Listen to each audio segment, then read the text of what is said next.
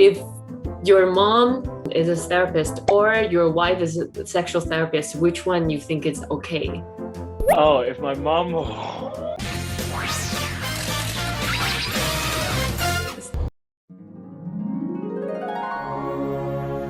Choose Moordale. Choose Moordale. Choose Moordale. Oh, hi, Miss Haddon. You can call me Hope. I'm Jackson Marchetti, head boy, ex-Dolphin star. But you might recognise me from Romeo and Juliet, within which I played Romeo. I don't, actually. I'm the new headmistress at Moordale, taking over from Mr. Groff to get the school back on track. Hi guys, it's good to see you. Hey Liza, nice to see you. Yeah, well, this is the third season. I think it's quite exciting. I mean, both of your characters grown up a lot. I mean, Otis, he has a beard just like you do right now.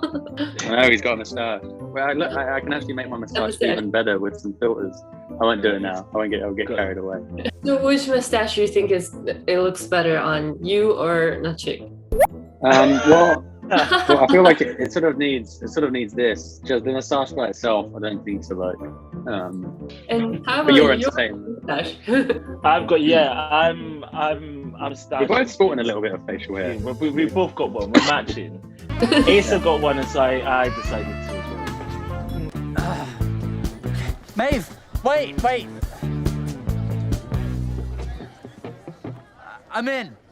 After 18 months of waiting, we can finally see another season of Sex Education. But can you briefly introduce for the audience who haven't seen the first two seasons? I mean, what can we expect in this Sex Education? So, go on. What we got this year? More of the same. Some new characters, some new stories, some new sexual journeys to go on. Otis is definitely discovering a whole lot about himself and his adventures with his lady friend. I think will come as a surprise to some people, and I hope they enjoy that relationship. It's unexpected yet also weirdly charming and sweet. It's there's a lot to pack. There's a lot to dig into. So Eric is he's Otis's very jubilant gay best friend. Obviously he comes from an African household, and he's very unapologetically gay. We've seen him the past few seasons on this kind of growth of self-discovery, and living his most unapologetic life. And I think that continues in season 3. He's very keen to do so. And he's now in an official relationship with Adam, who he's had so much history with, because obviously he was his bully, and then they ended up in this weird like DL relationship, and now they're official. And so we're kind of seeing how, even with all that history, how they can make a go of things now that they're in an official relationship.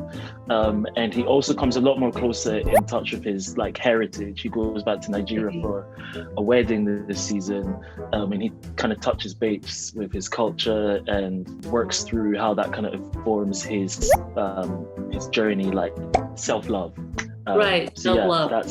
That's a Eric nice thing. Since you mentioned that he's actually dating someone who had bullied him before, do you relate it to that kind of feeling? I mean, in the real life, did you have any experience that you actually finally love your enemy?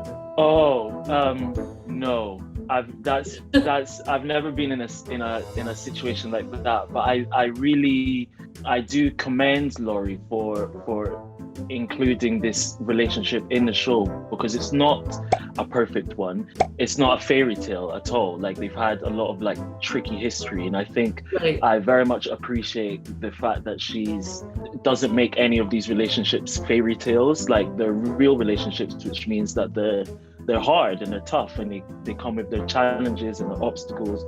And Adam and Eric have been through so much of that, and they've found each other. People have their opinions as to whether they should be together or not, but I think regardless, you can't deny that it's a very authentic relationship because of its obstacles. So yeah, but I would never date someone that's taking my food. That I cannot. Yeah. So the twist was actually kind of surprise to me. She touched my eyebrows. Now I have an erection. And also for the character for Asa, in the first season, he was a boy struggling, masturbating, and now he's having casual sex.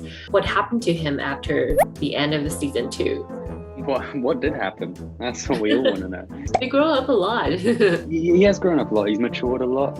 I think his relationship with his mum has matured a lot, and he's not nearly as sort of selfish or childish and reactive as probably would have been in season 1. I mean, he's got to deal with quite tricky family issues and some big changes to his family and at home, and he deals with them pretty well this year.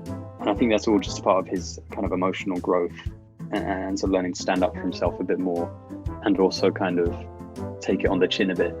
And then with his relationship with Ruby, which comes as a surprise, but I think he's also learned a lot and sort of helped him take the pressure off himself about relationships. And it's okay to have a casual relationship. It doesn't have to, you don't always have to put your heart on the line. And so that's, I think that's something he's learned this year. Do you think it's cool to have mom as a sexual therapist? If in real life the mother is a sexual therapist, do you think it's an advantage or disadvantage? Well, I think there's I mean, it depends. I really think it depends. I think some kids could really benefit from it, but obviously that's a very thin line you're treading, because teenagers don't want to talk about sex, least of all with their parents. Right. And it could very easily turn into something, as we saw with Otis and Jean, where it becomes, in fact, the opposite, where they refuse to talk about it with each other. So it's a delicate one. I don't know the answer. Even in the film, that you're actually the son of a sexual therapist, you still don't know the answer. No, I mean, I don't think Jean necessarily goes about it in the best way. She doesn't sell it. She doesn't sell the concept. That was Suchi. I mean, if your mom is a therapist or your wife is a sexual therapist, which one you think is okay? Oh, if my mom or your wife. Wow. It's hard to choose, right? Yeah, that's a very tricky conundrum. I would probably say I would prefer. I think in that situation, it would be more beneficial that. Not beneficial. Yeah, it'd be more beneficial that the wife is the sex therapist. I reckon, because like Asa said, the last person that you want to talk about sex with is your mom. That's the last person you want to talk about sex with. Whereas I can imagine talking about sex with your wife would be a lot more fun, because then you can put the theory into practice. So I would probably say that. Mordell gives us the skills we need so we can get the careers that we want, allowing our creativity to thrive. Thrive like the chlamydia outbreak did last year. Any sex knowledge that you learned from making this show? I mean, when you feel surprised to know? And he said, do you know what? I think there's so many messages in the show that are centered around like sexuality and the relationships that stem from the sex that the kids are having. I think the thing that I've taken away from is actually it's okay to choose yourself.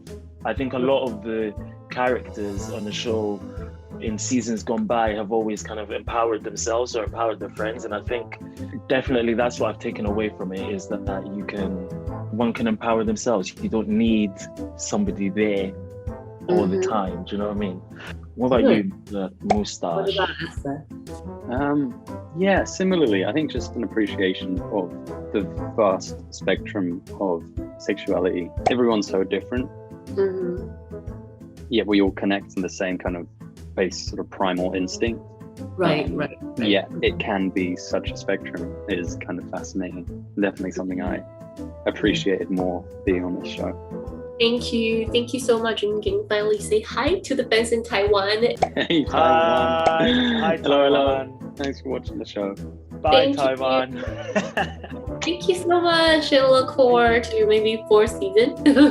So cool. Let's wait and see for more story. Bye. Thanks, Lisa. Bye. 随时上架。我们下回再见。